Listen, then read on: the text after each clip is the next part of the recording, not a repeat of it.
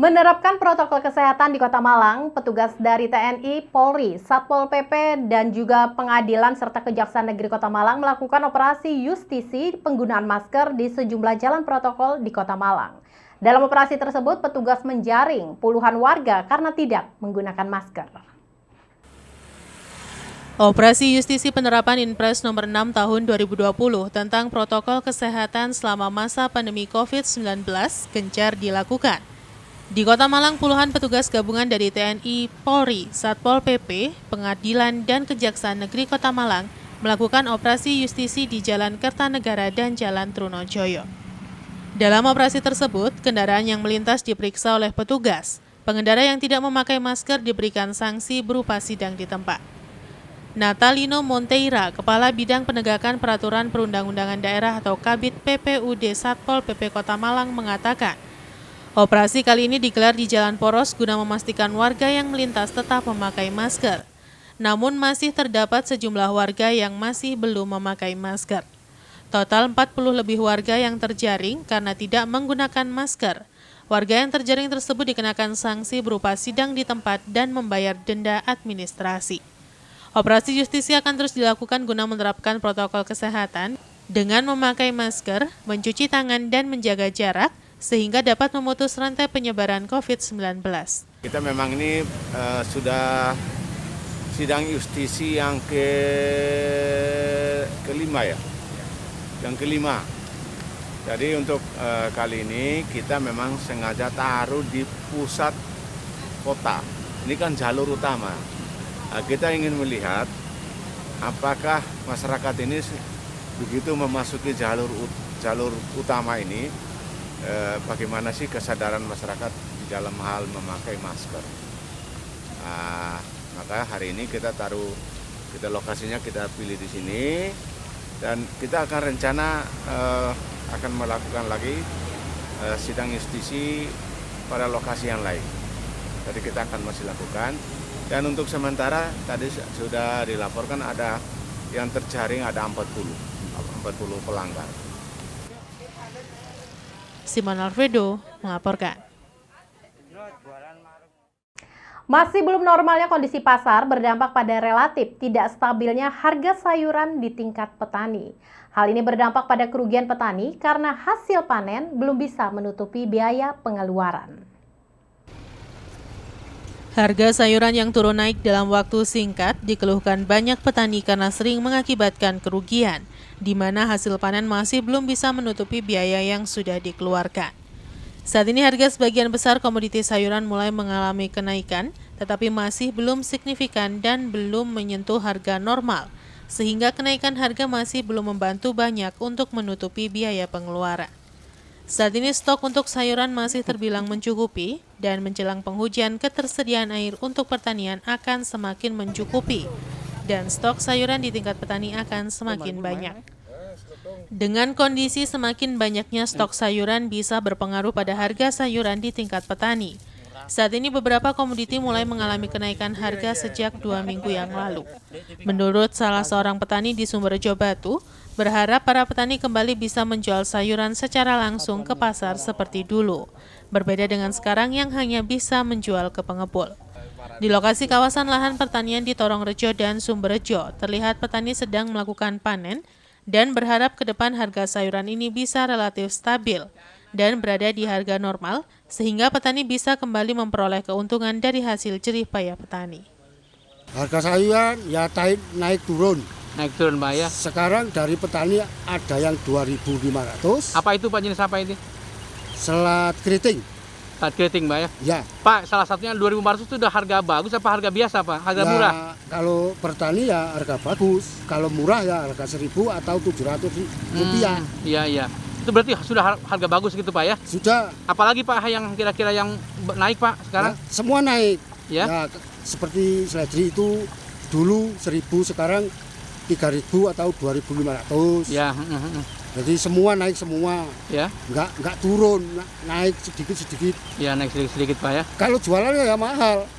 Ya, kalau jualan. Maksud di tingkat petani sudah mulai ada kenaikan berarti Pak ya? Ya. Sejak kapan ada kenaikannya ini Pak? Ya sejak ada 2 minggu lah. 2 minggu yang lalu Pak ya? Iya. Tapi dengan harga keriting 2.500 itu sudah gimana Pak untuk bisa Ya. balik modal apa enggak Pak kalau sudah gitu? Ya nggak balik, Oh nggak balik Pak. nggak balik. Idealnya harga berapa Pak jualan? Kalau mahal, serat kering itu Ya. 10.000, 10.000, sekarang masih? masih 2.500. Oh berarti modal masih Modal nggak ada. belum kembali Pak ya? Ya, nggak kembali, habis semua.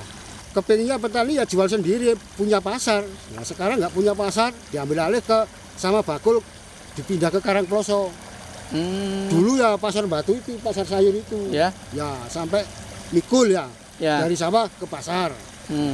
Bakul semua itu kalau barang mahal itu bakul cari di mana-mana, di orang tani, di jalan Ya. itu istilahnya nyegat lah, nyegat sayuran lah. Ya, ya, ya. Kalau sekarang nggak bisa. Jadi orang tani itu dipegang bakul semua. Oh gitu Pak. Jadi petani rugi, yang untung bakul. Yohanik Mawan melaporkan. Petani bunga hias sedikit bernafas lega. Pasalnya permintaan bunga hias mulai ramai kembali. Meningkatnya permintaan mawar hias dari sejumlah kota di Jawa Timur dan kota besar lainnya menjadikan petani lebih bersemangat. Serta bunga hias bisa menjadi harapan dan tumpuan hidup petani. Beginilah pemandangan di kawasan lahan pertanian bunga mawar di Bumiaji, Kota Batu, setelah sekian lama terpuruk akibat pandemi COVID-19. Saat ini permintaan mawar hias dan bunga hias lainnya dari sejumlah kota di Indonesia seperti Jakarta, Bali, Surabaya, dan kota di Jawa Timur lainnya mulai mengalami peningkatan. Hal ini disambut gembira oleh para petani, mereka bisa sedikit bernafas lega karena harga jual bunga hias relatif stabil. Para petani bisa menjual hasil panen bunga hias ke pengepul atau langsung ke pembeli yang sengaja datang ke kebun untuk dibawa ke beberapa kota di Jawa Timur seperti Madiun, Trenggalek, dan lainnya. Mulai meningkatnya permintaan ini diduga seiring dengan mulai membaiknya kondisi wilayah di Jawa Timur dari penyebaran COVID-19 sehingga berdampak semakin produktifnya warga masyarakat dalam kegiatan perekonomian.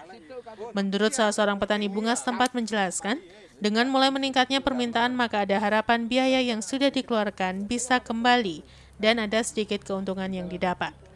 Di lokasi terlihat para petani mawar dan bunga hias lainnya masih beraktivitas dengan normal dan berharap kondisi penyebaran COVID-19 bisa segera berakhir, perekonomian bisa semakin membaik, dan bertani bunga hias bisa kembali menjadi tumpuan hidup masyarakat. Saat ini Untuk bunga sekarang mulai hari ini sudah mulai ada permintaan. ya, Tapi dulunya karena dampak COVID ini ya lah harga tetap stabil ya, tapi ditahan tidak menurunkan harga, tapi lebih baik barangnya dibuang, tidak bisa kirim gitu. nggak bisa kirim Pak ya. Tapi saat ini sudah mulai mawar juga bisa Pak sekarang. Iya, mulai jalan. Kiriman kemana aja Pak sekarang? Ke Jakarta, Ya. Bali, Semarang, Ya. Jogja, terus ke daerah Madiun, Blitar, itu mulai Ya, Pak, mulai untuk jalan. ketersediaan bunga mawar sendiri, bunga mawar dan bunga hias lain seperti apa di sini Pak? Kalau persediaan bunga mawar, ya saya kira untuk wilayah Jawa dan Bali nyukupi lah. Gitu. Cukup ya. Pengaruh ini Pak sekarang kan juga sudah mulai beralih ke menjelang penghujan. Gimana Pak kondisi bunganya Pak? Kalau awal hujan bunganya malah pertumbuhannya bagus, tapi nanti kalau pertengahan hujan ya, perawatannya obatnya harus lebih yang kualitas bagus dan lebih tebal gitu. Oh, berarti nanti berpengaruh ke harga apa gimana Pak? Karena pengeluaran juga meningkat Pak. Kalau harga itu rata-rata enggak pengaruh karena sudah abomen pelanggan, jadi dia tetap. Tapi pengeluaran petani meningkat Pak ya? Itu. Yohanik Mawan melaporkan. Terima kasih Anda masih setia bersama kami dalam Info 7 Malang Raya. Pemerintah Kota Batu bersama DPRD menggelar rapat paripurna istimewa dengan 2 agenda sekaligus. Terkait Hari Jadi Kota Batu dan jawaban Wali Kota dan pandangan umum fraksi terkait anggaran belanja daerah tahun 2021. Setelah hampir 8 bulan tidak melaksanakan rapat paripurna secara tatap muka karena pandemi COVID-19, akhirnya DPRD Kota Batu memutuskan menggelar rapat paripurna pada Jumat 16 Oktober 2020. Keputusan paripurna di tengah pandemi COVID-19 itu diambil setelah DPRD Kota Batu terakhir menggelar paripurna secara virtual dan melakukan koordinasi dengan Pemkot Batu bersama Satuan Tugas Percepatan Penanganan COVID-19. Rapat dengan 2 agenda pembahasan itu dilakukan secara tatap muka di ruang rapat paripurna di skenario sesuai protokol kesehatan dan petunjuk gugus tugas COVID-19. Nantinya tidak seperti biasanya. Peserta rapat kali ini dibatasi hanya pimpinan dan anggota DPRD, kepala daerah dan wakilnya, serta pejabat eselon 2 Pemkot Batu. Skenario paripurna masing-masing peserta rapat harus mengenakan masker dengan menerapkan posisi duduk berjarak masing-masing sekitar 1 meter. Peserta rapat paripurna selain tetap menerapkan protokol kesehatan, juga durasi waktu rapat paripurna dibatasi, mengingat ada 2 agenda waktu, setiap agenda 30 menit. Sementara Wali Kota Batu menjelaskan menggelar rapat paripurna sekaligus 2 agenda yang pertama, yaitu rapat paripurna DPRD dalam rangka memperingati Hari Jadi Kota Batu yang ke-19, digelar selama 30 menit, dan selanjutnya diteruskan dengan rapat paripurna DPRD, jawaban Wali Kota atas pandangan umum fraksi-fraksi DPRD terhadap Raperda APBD Kota Batu tahun anggaran 2021. Pendidikan sama kesehatan itu adalah hal wajib. Jadi kita harus memfasilitasi sebaik-baik mungkin bisa kita fasilitasi. Kemudian yang anu lagi adalah faktor pemulihan ekonomi. Tapi dengan tetap pada mengedepankan situasi COVID-19 ini. Itu yang paling penting. Kalau di sektor pendidikan sendiri Bu, itu apa yang bakalan dicanangkan? Sekarang ini kita mempersiapkan fasilitas untuk nanti murid-murid ketika sudah boleh masuk sekolah itu sudah lengkap seperti cuci tangan, jaga jarak dan segala macam, itu kamar mandi yang bagus, tempat cuci tangan yang layak, memadai, itu yang kita siapkan. Nah, untuk supaya ketika Menteri Pendidikan bilang sekarang sudah zonanya boleh, itu semua sudah tersedia. Sudah ada kemungkinan ya Bu untuk sekolah akan bisa masuk lagi? Paling cepat tahun depan. Tapi kita berdoa paling cepat tahun depan. Yanto Yancung melaporkan. Memperingati Hari Jadi Kota Batu ke-19, digelar kegiatan tanam pohon serentak, 1 nama 1 pohon. Acara ini digelar di 19 titik di Kota Batu, salah satunya di kawasan Jalan Panglima Sudirman yang ditandai dengan penanaman pohon oleh Wali Kota Batu, Dewanti Rumpoko. Dalam rangka Hari Jadi Kota Batu ke-19 tahun, dilakukan penanaman 10.000 bibit pohon serentak di 19 titik. Dengan gerakan 1 nama 1 pohon sebagai upaya melestarikan lingkungan di Kota Batu, diharapkan seluruh warga di Kota Batu bisa berpartisipasi dalam gerakan ini sebagai upaya menjaga kualitas sumber mata air di Kota Batu, mengingat sumbernya berkurang dan debit juga demikian. Hadir pula dalam kegiatan ini Wali Kota Malang Sutiaji yang ikut dalam penanaman secara simbolis bersama Wali Kota Batu dan staf menuju lokasi dengan berjalan kaki dari Balai Kota Ambong Tani menuju lokasi. Sebelum melakukan penanaman 1 pohon 1 nama, terlebih dahulu diadakan santunan 19 anak yatim dan dilanjutkan dengan seluruh undangan mulai dari Wakil Wali Kota, Kapolres, anggota DPRD Kota Batu, dan Wali Kota Malang membuat lukisan dan slogan untuk Kota Wisata Batu di ulang tahunnya yang ke-19. Acara dilanjutkan dengan penanaman pohon oleh Wali Kota Batu Dewanti Rumpoko dengan menaiki kendaraan alat berat, menandakan secara simbolis bahwa penanaman pohon di Kota Batu telah dilaksanakan. Dilanjutkan dengan keliling ke 3 kecamatan yang ada di Kota Batu untuk melakukan penanaman 1 pohon 1 nama. One man, one tree. Artinya sudah kita tahu bersama bahwa Kota Batu ini adalah tempat sumbernya air. Bahkan hulunya Sungai Brantas ini ada di Kota Batu. Untuk itu bukan hanya pemerintah tapi masyarakat Kota Batu secara keseluruhan itu punya tanggung jawab moral yang besar untuk bisa melestarikan dan menjaga agar supaya sumber air yang ada di Kota Batu ini tetap bisa keluar airnya dengan besar sumbernya itu. Nah, untuk ini usaha yang kita lakukan antara lain adalah menanam pohon. Nah, ini kita bergerakkan seluruh elemen masyarakat ya, dari muda yang kecil sampai yang tua ini untuk bisa bersama-sama menanam. Kami menyediakan hari ini kira-kira 15.000 bibit. Tetapi ini tidak hanya sampai di sini saja. ini hanyalah pencanangan awal. Tetapi terus nanti sampai musim hujan, jadi tidak semuanya di sini karena kan sekarang masih belum begitu banyak musim hujan. Takutnya kalau yang kecil-kecil nanti tidak akan tumbuh dengan bagus. Tapi ini terus sampai akhir tahun kita melakukan step by step di seluruh Kota Batu. Tim Liputan Batu TV melaporkan.